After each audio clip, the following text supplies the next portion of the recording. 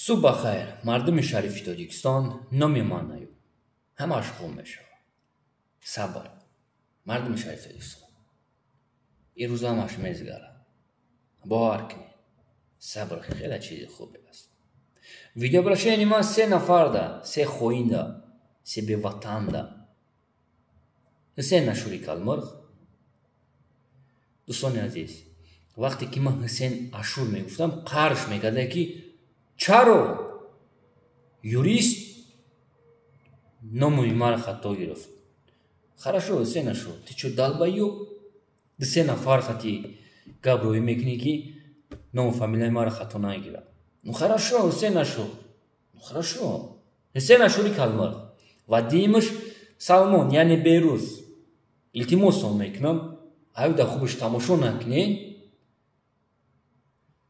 падари берӯз мегӯяд ки ӯро салмон нагем ӯ берӯз аст берӯз фарзанди ҳаромии ман аст берӯз падарат мегӯяд ки ту ҳаромӣ чумо ҳар гап нагӯ ман намехостам ин гапа бизанам имрӯз ҳар гап нагӯ падарта ӯ падарат мешавад чумо наркоман комент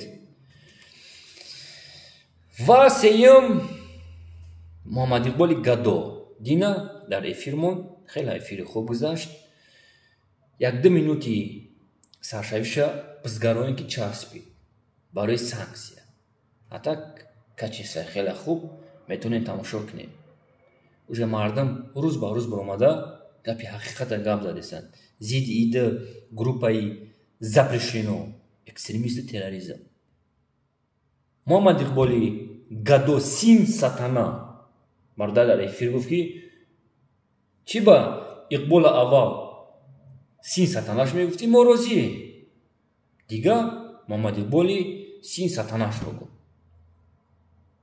бале иқбол син сатана аст механдидем дар эфиротон ки тоҷикистонда ай блогеро налог гирифтесан механд як бародар биромад гуфт муҳаммад иқболи гадо нахан ози системада тамоми давлатҳои дигарам кор кардеса ту чӣ гуфтӣ қатӣ حسین اشوری калмырғ дидӣ حسین اشور просто комментария бинавис ёки ватсап да ёки телеграмада бинавис ман мефаҳмам حسین اشوری калмырғ мардими шарифи тоҷикистон ман илтимос то мегӯям ман дар ягон ҷо дурӯғ гуфтагӣ ҳастам не حسین اشوری калмырғ мардам уже гуфтесаш ира аввал мегуфтиянаш мегуфтем ки пазор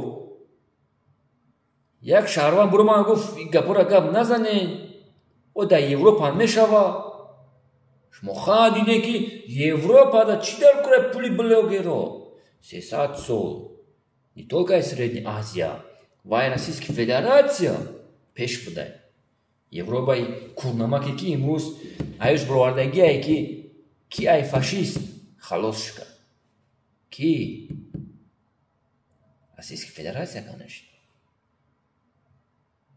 муҳаммад иқбола 10,000 евро штраф шудагия налог а ютуб муҳаммад иқбол матра чанд бор гуфтуман эй далбаёб эй чумо ты лох слышишь ты меня ты чурбан пешаки гап назан иқболи гадо хорошо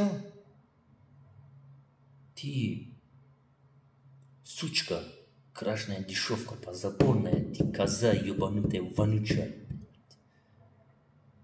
пешаки гап назан чумо муҳаммад иқболи чумо чумо ҳастӣ мефаҳмӣ иқбол ту як чумо одамида тра падарат чумо бад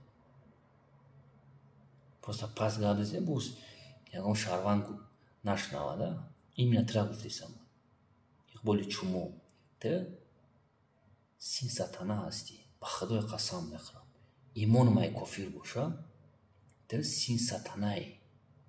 Падари ты харомхор буд, стуньор буд, чурбан. Ба Худо қасам мехӯрам, ты син сатанай. Ба Худо ба имоном қасам мехӯрам. Хорошо?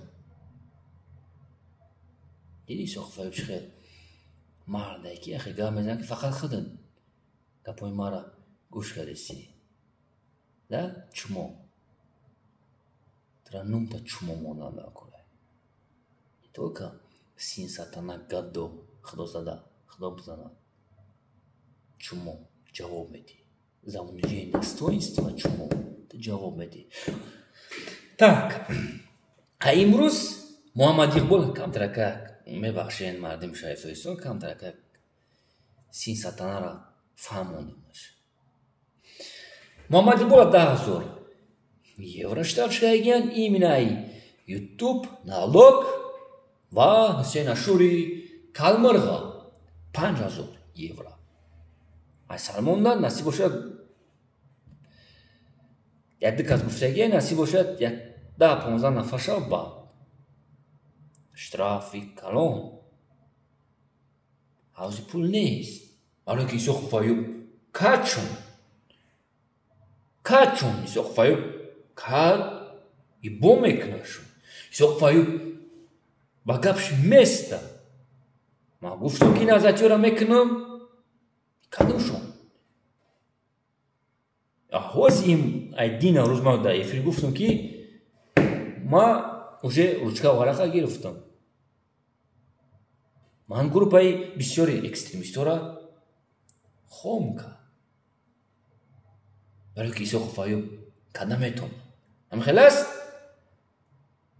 мудин кабири криса ман конкретне мекунам именно экстремизм ва терроризм даже остаткой хшу гуш кинед мар Абу Бакр ал-Багдади ки как криса сдох и нум дар Российской Федерации и на Средней Азии, кроме Европы, запрещено аст. Мефаҳмед? А шумо ки ҳастед? Наркоман, оқи падар, оқи модар, син сатана, син хрен непонятно, я вас уничтожу. Шакал. Тра гуфтесам берӯз далбаю падарт ҳар гап нагӯ. Наркоман падарта чӣ нагӯ. Хай падарат просто дар пеши мардам сар хам мекунад. Мефаҳмӣ? Ҳар гап мегӯяд. Уже будаку ҳар гапш гуфтесай. Уже просто як маъракада фарёд шуна мекунанд. Ҳамаи сураи фарёд мекунанд. Не только берӯз хонагиҳои шуморо. И Ҳусейн Ашури Калмирғда и хештавори Муҳаммад Иқбол. ҳоле ки шумо зани миллата пазадагед, мефаҳмед? Худо лаънатон кунад. берӯз ту модари хита проститутка гуфтагӣ. Модари тоҷикаи ку? Ҳусейн Ашур, ту модарта, хоҳарта, апата ту қанча гуфтагӣ? Хай Муҳаммад Иқбол як чумо одамай. Мефаҳмед? И мард боша ки бугӯше. Хай берӯз ва Ҳусейн Ашури Калмирғ бояд бифаҳманд. Агар нангу номус дошта бошанд, ида чурбан мана мефаҳмам. Не ки ёни бенангу беномусан ку. Ҳа? Хай Иқболи чумо як чумоай. Ила чӣ бугӯш чӣ не. Мефаҳмед? мардими шарифи Тоҷикистон барои эфири камтар як фикр кардам кор аст. Саршавиш як 2 минут даже ҳаст эфирое ки 3 минут насиб бошад. ягон чӣ фикр кардам кор аст. Зинда бошед. илтимостон мекунам хонӯшканӣ накунед. именно дар метро музикора наушник бимонед. илтимостон мекунам мардум сразу ملیسا فایراد میکنن، ملت پس نزنه. مردم شهرستان автобус зода остановкада симичка нахре, ностуф накинин, разбор накинин. ҳамватанони азиз, додар, бародаро, илтимосом мекунам. Автобусда ман дина дидам, ҳамаша дина дидам. илтимосом мекунам. ай пишти ду се нафар бисёр бародарои мо, хоҳарои мо документошон хуб нест. саршон хам кор кисан ки кор кунем, бирем як границаи си биёем. як шумо қонушганӣ мекунен, баъд редо сар мешавад. илтимосом мекунам, бас кунед. саломат бошед. насиб боша рӯзи ҷумъа эфир наед. ҷавоби минбар аст ва мо бо айбораи ҳусейн ашури калмирғ наметонам ку ҳусейн ашури калмирғ